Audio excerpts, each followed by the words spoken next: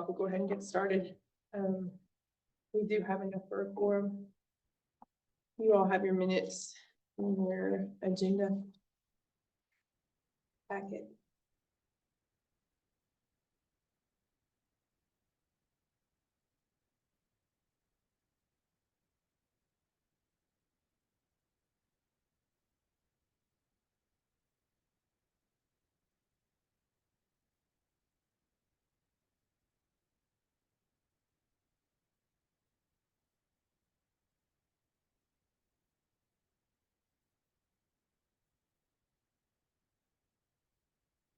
I will entertain a motion when anybody's ready to make one.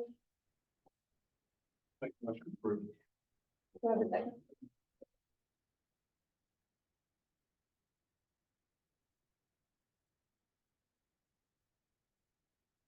I have a motion to approve the minutes and a second, all those in favor? Motion approved. All right, we will move on to, I think these are, the holiday pay is the one that was postponed from our last meeting. And it's on page 3 of your packet. The changes are, proposed changes are in red. My understanding of these are to reflect what the sheriff requested at the last meeting, right? In regards to holiday pay? To work with that without adding an additional class. Amy had a little bit more to add to it, I believe. The example that we had that the sheriff's department ran into is they had somebody that was within their 6-month probationary period. She had went to Wayland before the day and said, hey, I've got this circumstance, I've got to be off. He approved it without pay because she had no pay to take. Well, when I figured out payroll, she lost her holiday pay because she was on a leave without pay. That's what the policy states. And what he was wanting put in there was that, you know, with the supervisor's discretion, they could approve it. That way, if this happened again, the person wouldn't lose their holiday pay. I agree with what he's saying, because I mean, he had to, you know, because he had told her that it was okay. And then I'm like, no, it's not. And we were both. Right. Yeah. But I think that circumstance that he's talking about just needs to be in that 6-month probationary period. I don't think it should be open to all employees because they should be able to manage their time. Is that noted? Well, right now, the way it's worded, it's anybody.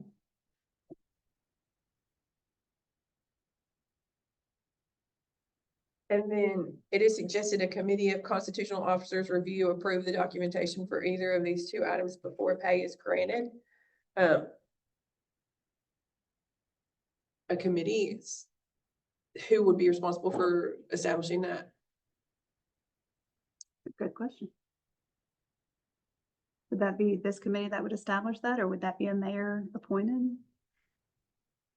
Well, you know, the authority to create the committees comes through the mayor's office, but that's one of those, it's basically a committee reviewing whether or not the pay should be or should not be under the policy. Is that right? In those circumstances, it operates kind of like, the way I'm understanding it, it operates more like I don't know necessarily call it a committee, more like a grievance on an appeal. So if administration makes a decision, they have an out where they can say, okay, we want to appeal this to this body, let that body review that. Now, my thought would be that you need to establish that in your personnel policy. That way you've got the vehicle already there. It's clear to every employee what mechanism you want. So as far as recommendations, and we may need to take a look at that pretty carefully about who's comprises that committee, how many members. I don't know that I would necessarily let that just fall on the mayor's shoulders to do that. I think you need to, we adopted our policy by the commission, so we're going to amend the policy. The commission's got to have an input, but that's just my thinking on it. So it may be something everybody wants to Does everyone understand what I'm saying here as far as like a grievance procedure? Like an appeal. All right. Pretty much. I mean, it's, yeah, right.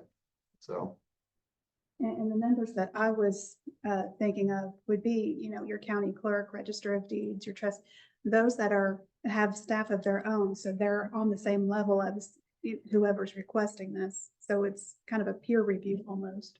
That's probably a bad term too, but it's a peer-to-peer instead of, say, Amy making the decisions on all of this, to where it takes the pressure off of lower staff. That's a bad term too. But putting it on elected officials.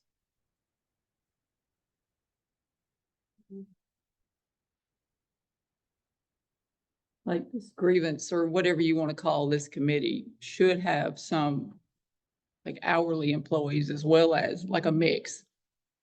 So that everybody's represented.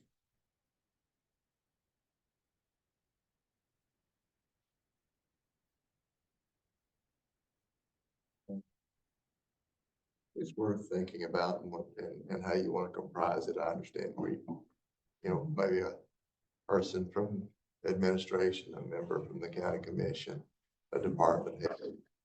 Maybe then. Yeah, just a cross section of, yeah. An employee appointed by mayor's office, something of that nature. And it just, that way you got a good, like I said, good cross section. We were joking earlier before the meetings about the juror of your peers, so. And it may be something that would be worthwhile to look at.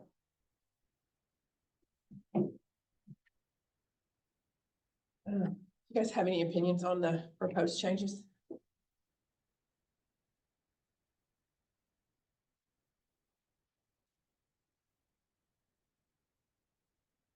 What was the purpose of putting in the holiday pay requirement of working the day before and the day after original? It was abused quite a bit. Employees would call in sick the day before a holiday to where they would extend their holiday time.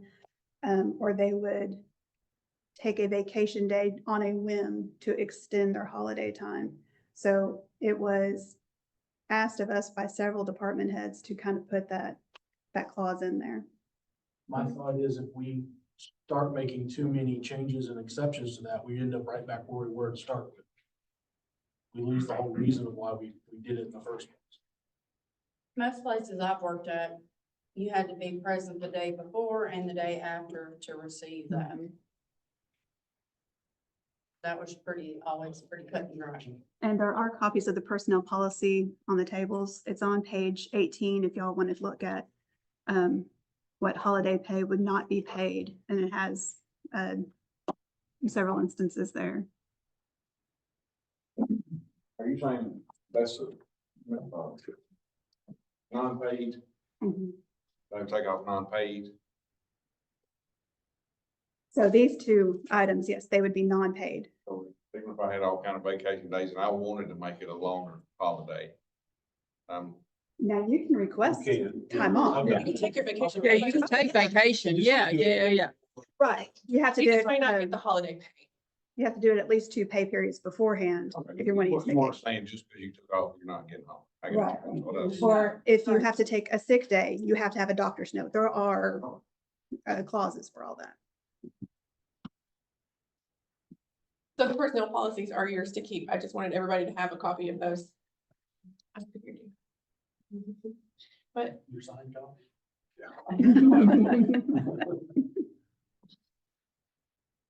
so this was just an amendment requested by the sheriff's department.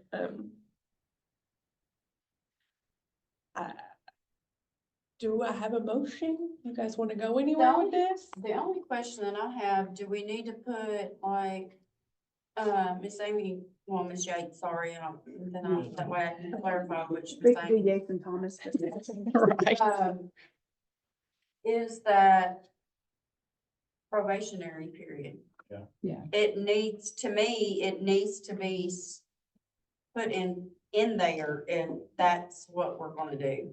I think Wayland wanted it across the board for everybody, but in my opinion, it just needs to be the 6-month probationary period. Because like I say, everybody else should be able to manage their I think the time. Probationary period needs to be put in there. If you're in a probationary status, then me personally, I think it needs to be put in there and then thereafter you can, And like the example I gave, I mean, she came to him prior to the day and said, hey, I've got this going on. This is the only day I can do this. And he thought he was doing the right thing by agreeing to it and signing off on it. right, and But, I'm not, yeah, Yeah. I'm not Right, in yeah. disagreement with that, but I think, Right. you know, you're gonna have that situation with some employee at some point in time that they're gonna probably not do that. right. And then you're gonna be stuck, well, it's not in there, so Right. we have to give it. I know most places that I've worked at, and if you are in a probationary status, it's in there.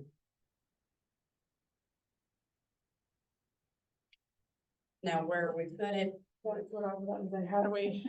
Yeah. I don't think I don't know. hmm,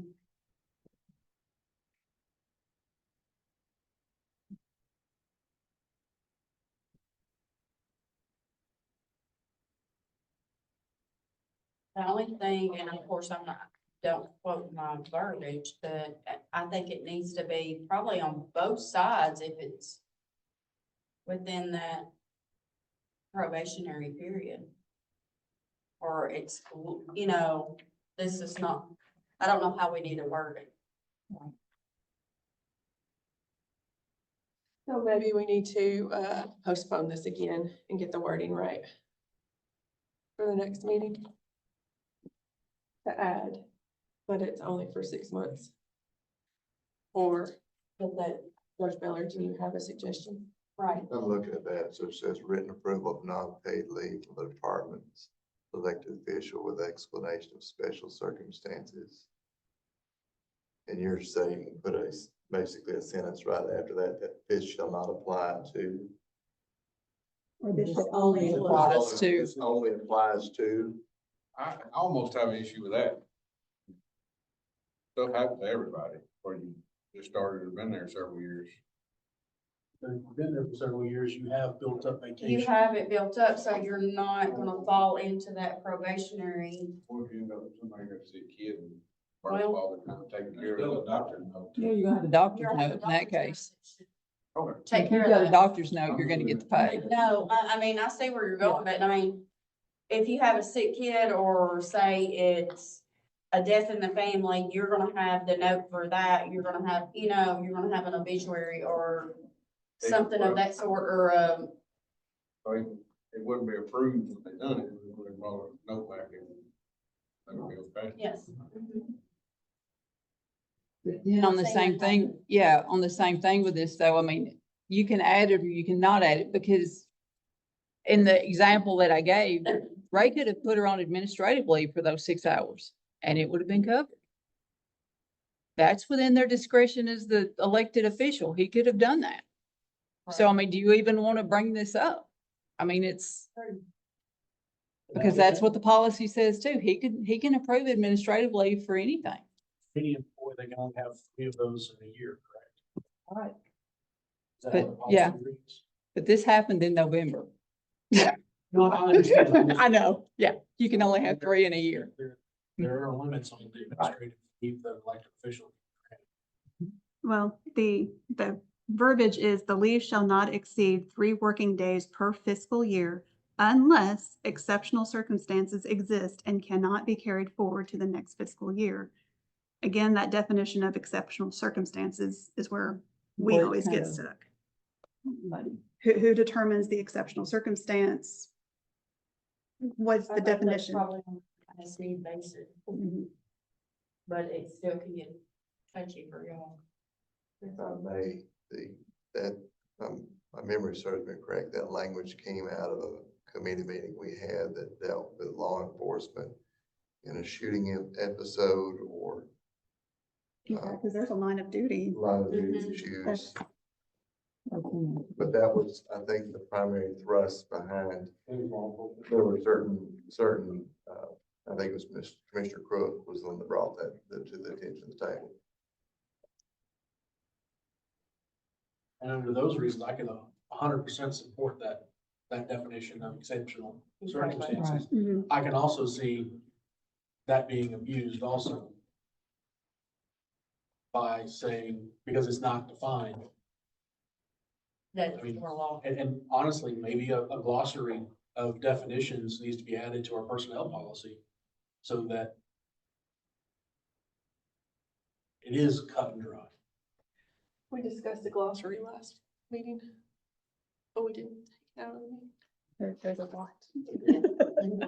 Mhm. That would be more discussion, but we can start working on it. So is there, do you think this? I'm asking, do y'all think that this really needs to be put in there? Or do we just need to leave it be?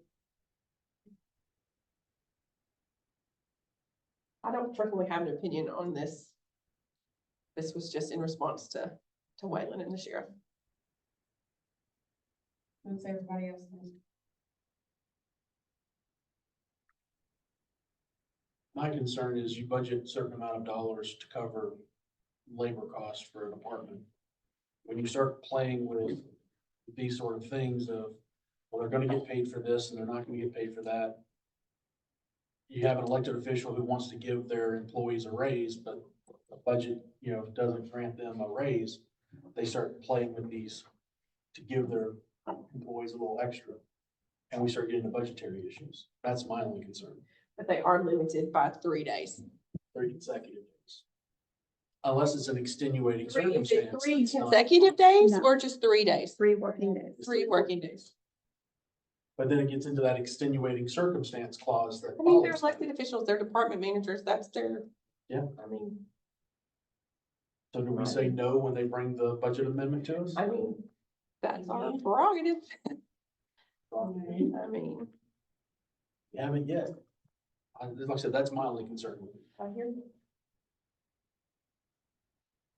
So we kind of have a lot going on and there is a meeting at 6, so we kind of need to move this along. So we either need to postpone this to the next meeting and, make a decision next time, add the 6 months in there or scratch it all together. I'm open to suggestions.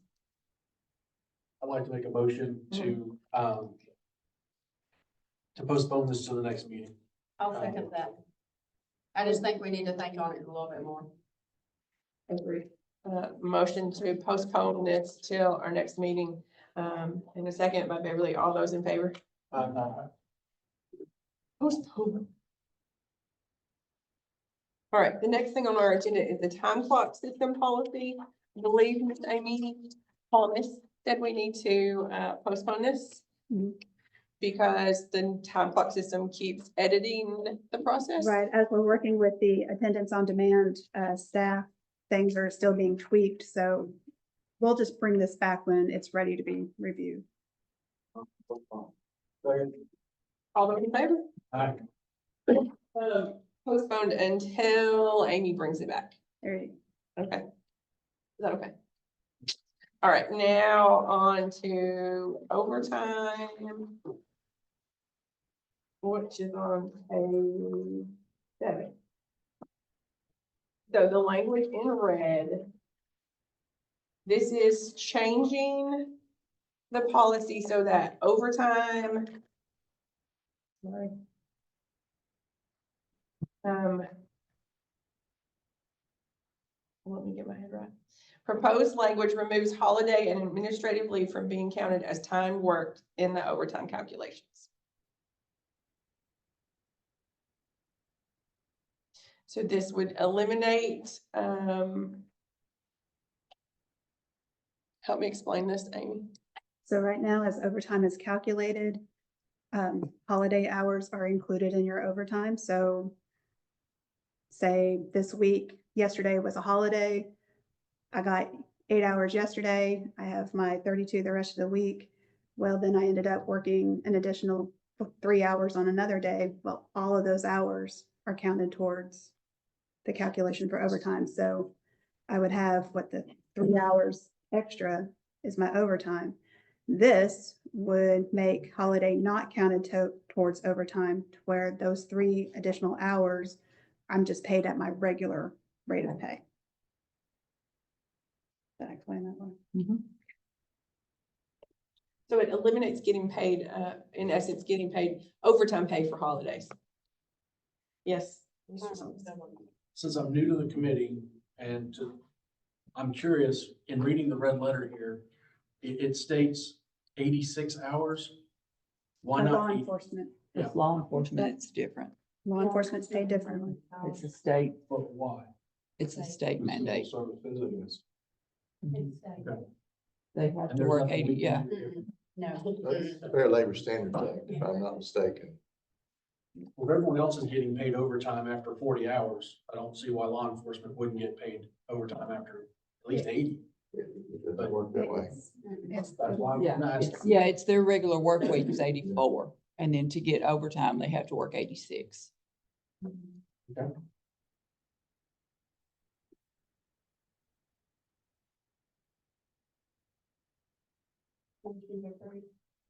I have a motion to approve this amendment. With the proposed amendment, let me clarify that.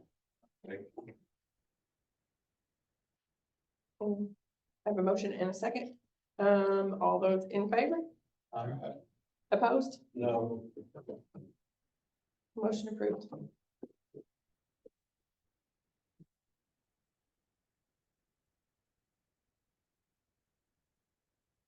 All right. Now we're moving on to inclement weather policy.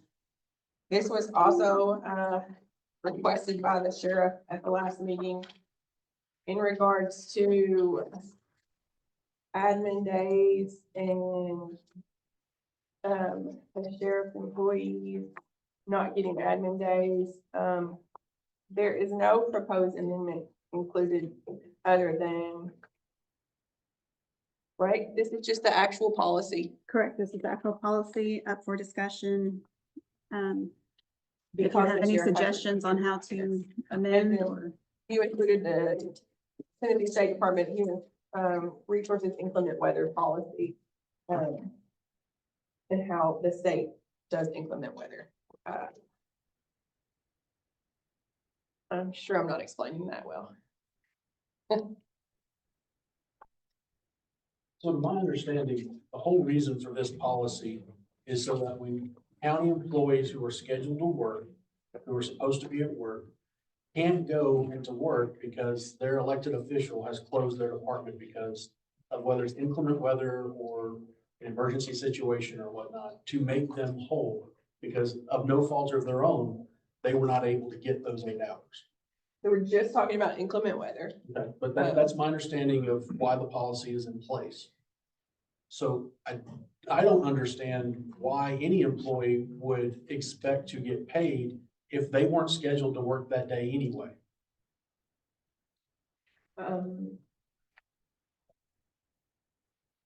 But some of between law enforcement and some in EMS, that seems to be what's coming from Ray and Wayland. My thought was in putting in the policy so that it clears everything up because they have to work regardless. They're 24-hour employees. That's the way their departments run. The state actually has an exclusion for their policy of employees who work in a 24-hour facility in their policy. So if we just add that to our policy, it takes care of the back and forth.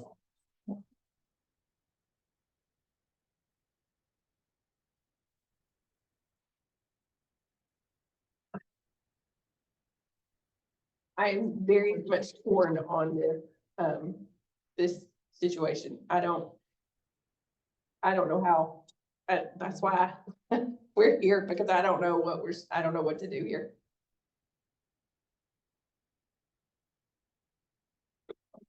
I know the sheriff has asked, the county commission to study and amend the county policy to allow fair compensation to the sheriff's employees as all county employees retroactively and in the future. Miss Amy and I sort of calculated, and he's basically asking for $11,000 a day is what it would cost to compensate the sheriff's employees for an admin day if the mayor shuts down the admin building.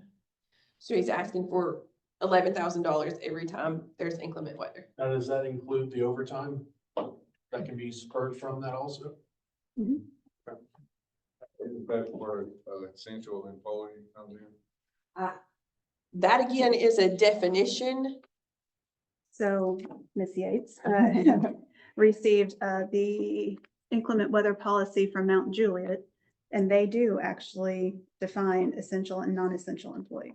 They actually put it on their job descriptions. When you're hired, it lists whether you're an essential employee or a non-essential employee. And you sign that saying that you understand it when you're hired.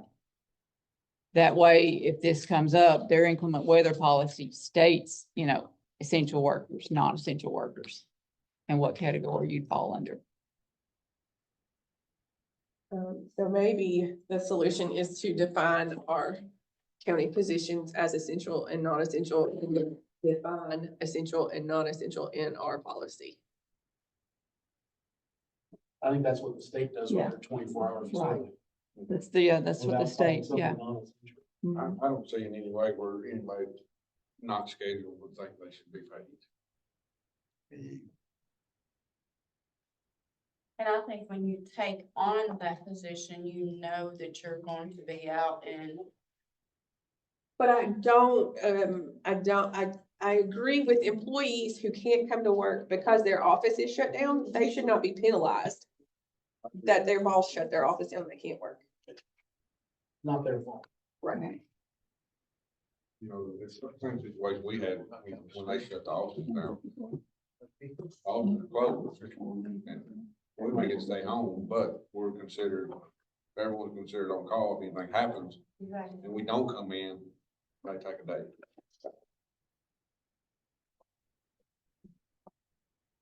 They use they use your leave that you have established. They use your PTO. right. Cause it's, Yes, sir. us going home is understood, if anything happens, we will be there. One consideration that I have is, we did 2 or 3 admin days back the last big snow. And then this issue came up, and I'm thinking, okay, if I give admin days because of weather, it's gonna cost the sheriff's department it's gonna cost the county $11,000. So then I'm having to make a decision between the safety of my employees and spending the county's money. And so the last time I left it up to all the elected officials to make their own decision about their department, rather than the mayor with one stroke of the pen saying, this is what we're doing. Absolutely. But then I think it still stands that if the elected officials close their office, their employees shouldn't necessarily be penalized and not get paid because I the think elected that's- official closed their office. I think that's where a lot of other businesses or places will, you either use like what Alan's saying, you use your PTO or a sick day, or, you know, if you've got those built up, that's the way.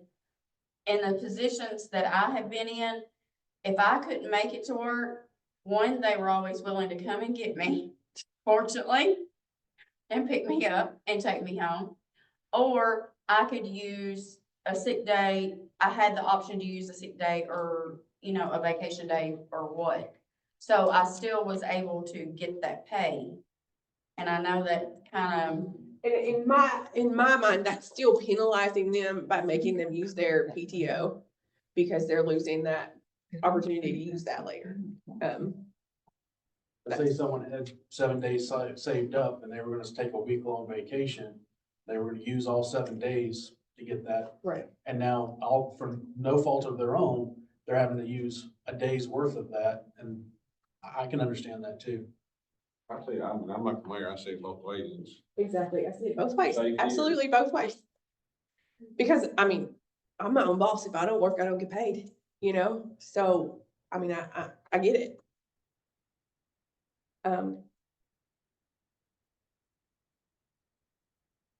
Another thing under the safety thing is if the government buildings are closed, it does discourage people from coming out and taking care of their government business, which makes the road safer and hopefully would make the officers' jobs easier. But seriously, more people stay home, the less people you gotta pull out of a ditch. I would love to hear your opinion on this. I'm good.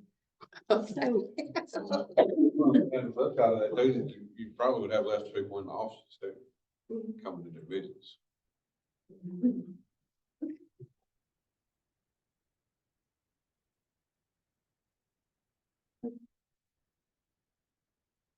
So this was just discussion. We don't have to have any movement on this. There's nothing proposed. We can, let this ride, but the sheriff asked us to discuss this and I would love, do you have an opinion? Just a question. Does this body want to consider maybe dividing essential versus non-essential personnel? And that may cure some of the problem. Now, my second inquiry was, and I don't know if it ever happened, but when we did our wage study, did we happen to do that maybe? Was there anything in the wage study that would have already done that possibly? Possibly, I do not remember off the top of my head. Okay. It may be worth looking at, and we can, because that would have given us a template already for that definition, and we could look at that, maybe incorporate that into a glossary is what we've been talking about, Mhm. and, so just a thought. And as a side note, on the inclement weather days when it's cold and people are holed up together, domestic assault charges rise. Yes, they do. So. And they don't have to drive anywhere. I just wanted to put that in there for a plug, sorry. Okay, so can I make a motion to possibly looking at the wage study to see if we can define essential and non-essential employees and move forward by maybe putting that in within our personnel policy of who are essential and who are non-essential to maybe clarify some of this? So there's a motion to, create a glossary and define essential and non-essential, employees and personnel. Do I have a second? All those in favor? All right. Pending changes to the payday policy? You wanted that in there for the new member. That was approved last meeting. Oh, okay. Yes, sorry, but is it, It is not included in the packet. okay, so last time we, made changes to the payday policy, but we haven't sent it on to the commission yet because we have several things that were pending, and so we'll send it all as one. And so I just wanted you guys to, because there's new members and Mr. Whitaker wasn't here. None of y'all. So, okay, good. Now, next, MTAS, CTAS review of the policy. So, in my discussions with several, people, our current policy may not be the best option. It may be, because of all these amendments, it may become a piecemeal policy. Apparently MTAS worked with the previous administration to come up with a policy that may or may not be this policy. It's not this policy. It's not this policy. There was a previous policy that MTAS worked. I have tried to reach out to MTAS and get some guidance and got no response. Judge Beller has as well and got no response. We will continue to investigate and try to determine if this is the best way forward. Yes. And one reason we reach out to MTAS as opposed to CTAS, MTAS is more geared toward consulting municipalities and metropolitan governments versus CTAS. Not to say that CTAS cannot do it, but MTAS has got a little bit more, I'd say a little wider database that we could use and maybe a wider, broader scope of consultation. I too have reached out to our MTAS representative. They're very busy this time of the year, not making excuses for them, but given budget times and things like that, they're consulting multiple folks. So I'm sure that may have some reason for the delay. In my short time on this, committee, I have seen that there is lots of gray areas. There's a lot of muddy water within our policy. And so I think, maybe having it evaluated by, or coming up with something different, I think the discussion needs to be had on changes to the policy. I mean, there's 4 amendments, 5 amendments here. And it becomes a piecemeal policy if we make amendments every month, in my opinion. And that's what we're dealing with in codes and zoning. There's been so many amendments, so many changes over the years. It was just horrible to have 2 documents that were never properly combined. Right. We're also looking at, watching what BZA is doing. If they're constantly giving, variances on something, well, then maybe that something needs to be changed. Right. So. And that's in my opinion, is if we're having to amend a lot, then, but I also think it's really hard to have, one policy for essential and non-essential employees. I think that's hard to, and I think that most of the problems and the amendments is the different jobs. Different classification of employee, Exactly. like the whole point of the 86 hours. I mean, that was a new one for me. I've never, because I've always worked private sector. It's always been 40 hours. If you're an hour and a half over your 8 hours, it automatically kicks in. And I mean, that's just the way it was. Yeah, you get 2 hours for free, man, when it comes to. Yeah. It's 2 hours for free. Okay, so I will continue to work, and try to move forward with that and see where I can get with that. Next thing on the agenda is other. Is anybody having any, other discussion? Do you guys have anything else to say? Is there any public comments? There's no public here. Motion to adjourn. I'll make a motion to adjourn. Second. So moved.